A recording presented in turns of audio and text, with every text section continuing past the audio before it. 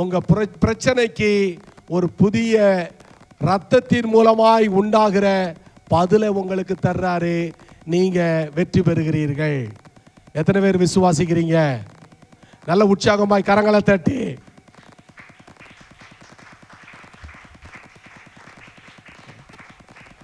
ஆமென்.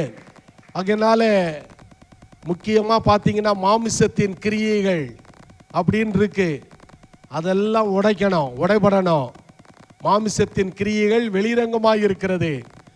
ஆவியின் கனியோ அன்பு, சந்தோஷம், சமாதானம், சாந்தம், இச்சை அடக்கம், இதெல்லாம் ஆவியினுடைய கனிகள்.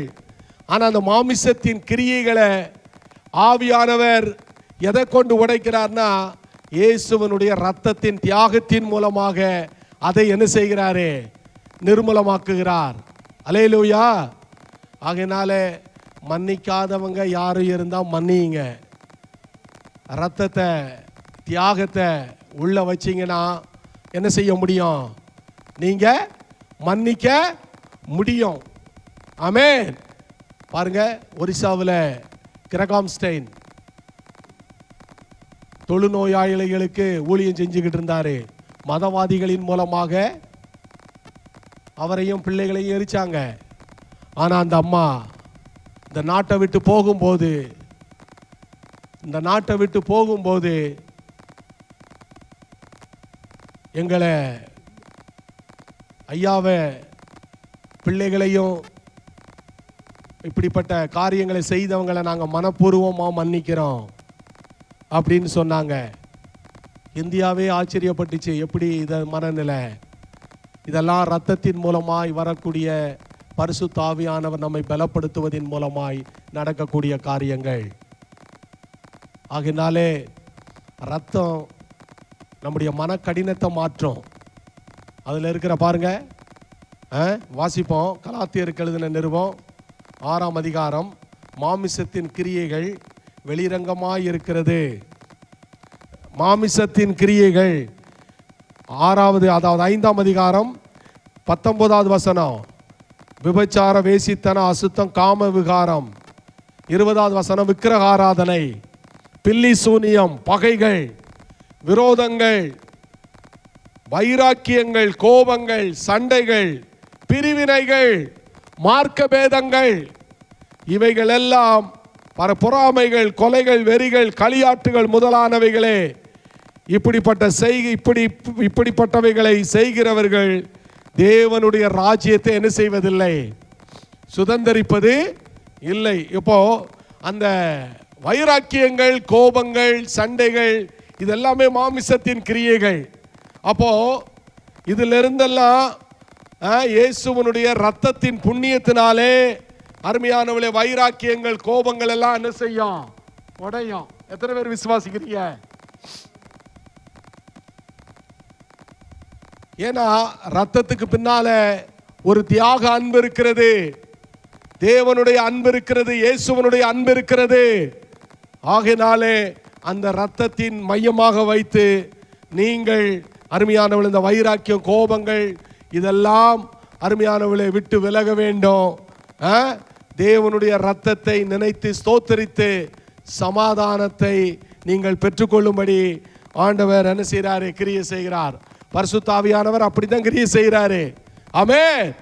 ஸ்தோத்திரம். ஆகையினாலே ரத்தம் இல்லாமல் ஆவியானவர் கிரியை செய்ய முடியாது. ரத்தம் இல்லாமல், இயேசுவினுடைய ரத்தம் இல்லாமல் அங்க ஆவியானவர் கிரியை செய்ய முடியாது. அற்புதங்கள் நடக்கலாம், அதிசயங்கள் நடக்கலாம். ஆனா இப்படிப்பட்ட சுபாவங்களை மாற்றுவதற்கு இயேசு ஆவியானவர் தம்முடைய ரத்தத்தை, இயேசுவினுடைய ரத்தத்தை என்ன செய்யறாரு? சொல்லுங்க, பயன்படுத்துகிறார். ஆமென். அப்போ அதுக்கப்புறம் என்ன செய்யறாரு?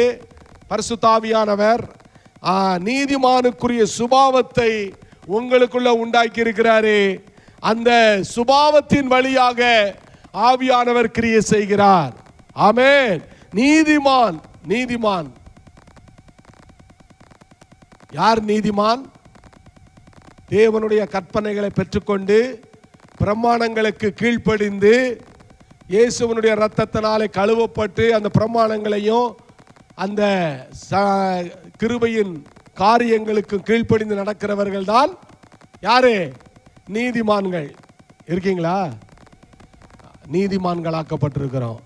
ஆகையினாலே பரிசுத்த ஆவியானவர் அந்த சுபாவத்திலும் கிரியை செய்கிறார். ஆகையினால் இந்த உலகத்திலிருந்து எனக்கு எந்த அடையாளம் கொடுக்க வேண்டிய அவசியம் இல்லை. எனக்கு இயேசுவின் ரத்தம் எனக்கு அடையாளத்தை என்ன செஞ்சிருக்கு? கொடுத்துருக்குது. ஆகையினாலே நீங்கள் அவங்க அடிச்சிருவாங்க, இவங்க அடிச்சிருவாங்க, அதனால தான் நீங்கள் கிறிஸ்துவுக்குள்ளே போயிட்டீங்க அப்படின்னு ஒரு சிலர் ஆரம்ப காலகட்டங்களில் சொன்னாங்க. கிறிஸ்துவுக்குள்ள அவங்க அடிச்சிருவாங்க, இவங்க அடிச்சிருவாங்க, கலவரத்துக்கு பயந்துக்கிட்டு நீங்கள் ஆண்டவருக்குள்ளே போனீங்கன்னு சொல்லி உலகம் நம்மளை பார்த்து சொல்லுது. அருமையானவளே, அப்படி போகிறவன் சீக்கிரமாக கிறிஸ்துவை விட்டு என்ன செஞ்சிருவான்? போயிடுவான். அப்படி வரவில்லை. விலையேற பெற்ற இயேசுவினுடைய அன்பினாலும் அவருடைய தியாக இரத்தத்தினாலும் எங்கள் பாவங்கள் கழுவப்பட்டு அவருடைய இரத்தத்தாலே நீதிமான்களாக்கப்பட்டு இன்னைக்கு தேவனுடைய பிள்ளைகளாக இருக்கிறோம். இதிலிருந்து எந்த சக்தியும் நம்ம என்ன செய்ய முடியாது? பிரிக்க முடியாது. ஆமென். ஆகையினால உபத்திரவமோ வியாகுலமோ எதுவுமே தேவனுடைய அன்பை விட்டு என்ன செய்ய முடியாது? பிரிக்க முடியாது. ரோமர் வாசிப்போம். ரோமருக்கு எழுதின நிருபம்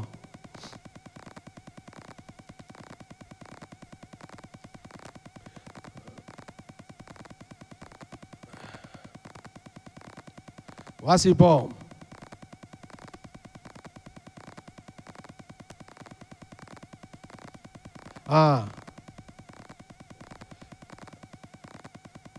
கொரிந்தியர்கள் நிருபம் வாங்க. 2 கொரிந்தியர் 4ஆம் அதிகாரம். ஆனபடியால் நாங்கள் சோர்ந்து போகிறதில்லை. எங்கள் புறமான மனிதனானது அழிந்தும் உள்ளான மனுஷனானது நாளுக்கு நாள் புதிதாக்கப்படுகிறது. காணப்படுகிறவைகளை அல்ல, காணப்படாதவைகளை நோக்கி இருக்கிற நமக்கு அதி சீக்கிரத்தில் நீங்கும் இந்த லேசான நம்முடைய உபத்திரவம் மிகவும் அதிகமான நித்திய கன மகிமையை அது என்ன செய்கிறது? உண்டாக்குகிறது. நாங்கள் சோர்ந்து போகிறதில்லை. சொல்லுங்க, சோர்ந்து போகிறதில்லை. நீங்க சோர்ந்து போகிறது மாதிரி இருக்கீங்க. சோர்ந்து போகிறதில்லை. சொல்லுங்க, பக்கத்தில் எங்களை பார்த்து சொல்லுங்க, சோர்ந்து போகாத. சத்து சொல்லுங்க, சோர்ந்து போகாதீங்க, கவலைப்படாதீங்க. அவர் சொல்றாரு, புறமான மனிதன் நாளுக்கு நாள் அழிந்து உள்ளான மனுஷன். உள்ளான மனுஷன் யாரு? உங்க உள்ளான உணர்வு ஆவி மனிதன் நாளுக்கு நாள் அவன் புதிதாக்கப்படுகிறான். எப்படி? நீதிமான். நீதிமானுடைய அனுபவம் அப்படித்தான். வெளியில அருமையானவளே, வெளியிலிருந்து நமக்கு ஒரு மைண்டில் ஒரு காரியம் ரெக்கார்ட் ஆகிக்கிட்டே இருக்கு. ஆனா அதை ஒரு பொருட்டாக எண்ணாமல் தேவனுடைய இரத்தத்தின் மூலமாக ஆவியானவர் கொடுக்கிற வெளிப்பாட்டை கொண்டு உங்க உள்ளான உணர்வு அருமையானவளே புதிதாக்கப்படும் போது அதி சீக்கிரத்தில் நீங்கும்.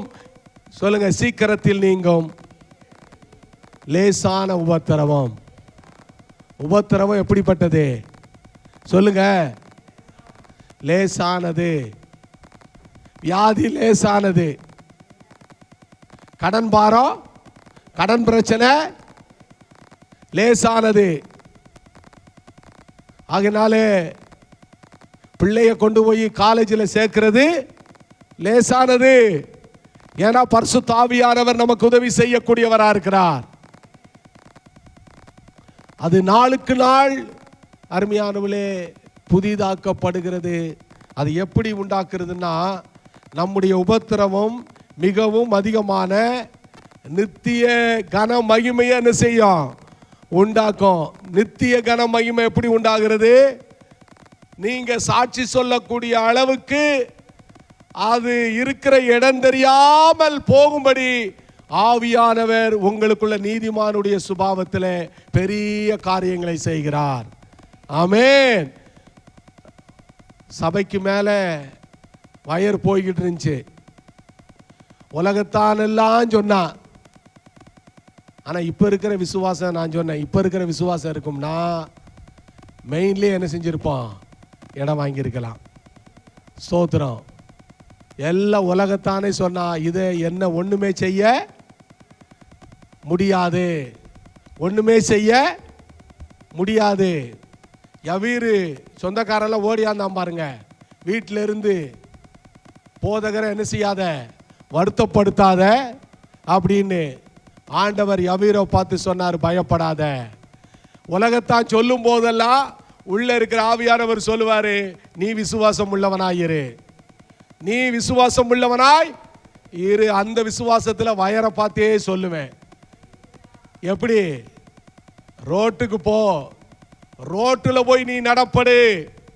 எப்படி மலை கடல்ல போய் நடப்படுவாயோ அதுபோல ரோட்ல போய் நீ என்ன செய்ய, நடப்படுவாயாக. ரோட்டுக்கு போ. அப்படி போறதற்காக உமக்கு ஸ்தோத்திரம். இன்னைக்கு நித்திய கன மகிமை இன்னைக்கு பிரசங்கம் பண்ணக்கூடிய அளவுக்கு ஆண்டவர் பெரிய காரியங்களை செய்திருக்கிறார். இருக்கீங்களா? ரோட்ல போய் நடப்படு. அருமையானவர்களே, வார்த்தையை கர்த்தர் உறுதிப்படுத்தினார். அதுபோல ரோட்லயே போய் என்ன செஞ்சிச்சு, நடப்பட்டுச்சு. இந்த வயர்மேனு கலட்டும் போது நாங்கள் பட்டாசு போட்டு வெடிச்சு கொண்டாடினோம். ஒரு சில பாவிகளுக்கு என்னவாய் போச்சு, பொறாமையாய் போச்சு. பாவிகளுக்கு என்ன வரும், பொறாமை வரும், எரிச்சல் வரும். நீ எரியட்டும் உனக்கு. ஓ எரிச்சல் ஒரு நாள், அந்த எரிச்சல் எல்லாம் நம்மள என்ன செய்யும், ஆசீர்வாதமாக்கி விடும். கரங்களை தட்டுங்க, நல்ல உற்சாகமாய் கரங்களை தட்டுங்க.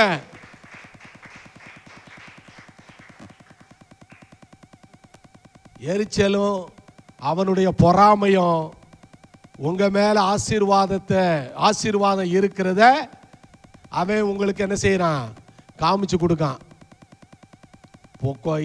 எரிச்சலே இல்லை, பொறாமையே இல்லை அப்படின்னா நீங்க கொஞ்சம் ஏதோ கிணத்துக்குள்ள போட்ட கல்லு மாதிரி கிடக்குறீங்கன்னு அர்த்தம்.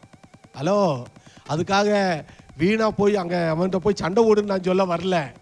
இன்னும் ஆவியானவர் உங்களை இன்னும் வல்லமையா எடுத்து பயன்படுத்தணும். இருக்கீங்களா? ஆமென். பொறாமை. இயேசுவை பிலாத்து கொஞ்ச நேரத்தில் கண்டுபிடிச்சிட்டான். இவங்க எல்லாம் பொறாமையில என்ன செஞ்சுறாங்க, பொறாமையில பிடிச்சு கொண்டாந்து வச்சிருக்காங்க, பிடிச்சு கொண்டாந்து எங்கிட்ட கொண்டாந்து விட்டுருக்காங்கன்னு சொல்லி ஒரு நிமிஷத்துல கண்டுபிடிச்சுக்கிட்டான் பாருங்க. இதோ ஜனங்கள் எல்லாரும் இயேசுவுக்கு பின்னால போறாங்களே அப்படின்னு பொறாமை தெரியும். இதெல்லாம் அருமையானவளே, ஆண்டவர் உங்களை ஆசீர்வாதமாக்கி பொறாமப்படுறவனுக்கு முன்னாலையும் எரிச்சல் அடைகிறவனுக்கு முன்னாலையும் கர்த்தர் உங்களை நித்திய கனமகிமையா உயர்த்தி தம்முடைய நாமத்தை மகிமைப்படுத்துவார். சொன்ன மாதிரியே அற்புதம் நடந்தது. விசுவாசத்தை கர்த்தர் உறுதிப்படுத்தினாரு. எந்த இடத்துல முடியாதுன்னு சொன்னான் அதே இடத்துல கரண்ட் வாங்கி இன்னைக்கு நம்ம அந்த ஃபேனுக்களை உட்காந்து கர்த்தரை ஆராதித்து கொண்டிருக்கிறோம். கர்த்தரை ஆராதித்து கொண்டிருக்கிறோம். இருக்கீங்களா? அதனாலே ஆவியானவர் நீதிமானுக்குள்ள ரத்தத்தின் அந்த வெளிப்பாட்டின் அறிவினால தான் அவர் கிரியை செய்கிறாரு. ரத்தத்தின் வெளிப்பாட்டின் அறிவு. இருக்கீங்களா? அதனாலே அப்போ ரத்தம், இயேசுவனுடைய ரத்தம் இந்த பூமியில விழும்போது பாவமெல்லாம் மறைஞ்சு இன்னைக்கு பரிசுத்தமாக்கப்பட்டிருக்கிறது இந்த பூமி முழுவதும். எத்தனை பேருக்கு அப்படி பார்க்குறீங்க? அப்படி பார்க்குறீங்களா? அல்லேலூயா. அப்படி பாருங்க. அதான் சங்கீதக்காரனுக்கு ஆவியானவர் சொல்றாரு, மாறுபாடாய் பார்க்கிறவனுக்கு தேவன் மாறுபாடா வெளிப்படுவாரு. ஆமே. அப்ப நம்ம மாறுபாடா பார்க்க கூடாது. ரத்தத்தின் வழியாக, சிலுவையிலே சிந்தின அந்த ரத்தத்தின் வழியாக பரிசுத்த ஆவியானவர் அதை வைத்து தான் அவர் கிரியை செய்கிறார் என்பதை நீங்கள் தீர்க்கமாய் தெரிந்து கொள்ளுங்கள். ஆமென். நீதிமானுக்குரிய சுபாவத்திலே அப்படி தேவ ரகமான விசுவாசத்தை உங்களுக்கு தந்து அருமையானவளே பிரச்சனைகளை சந்திக்கிறாரு, பிரச்சனைகளை உங்களுக்கு ஜெயமாக்கி தருகிறார். அதனால மூணாவது காரியம், விசுவாசத்தின் மூலமே ஆவியானவர் கிரியை செய்கிறார். மூணாவது காரியம், விசுவாசத்தின் மூலமாக தான் ஆவியானவர் என்ன செய்ய முடியும்? கிரியை செய்ய முடியும். வேதம் சொல்லுகிறது,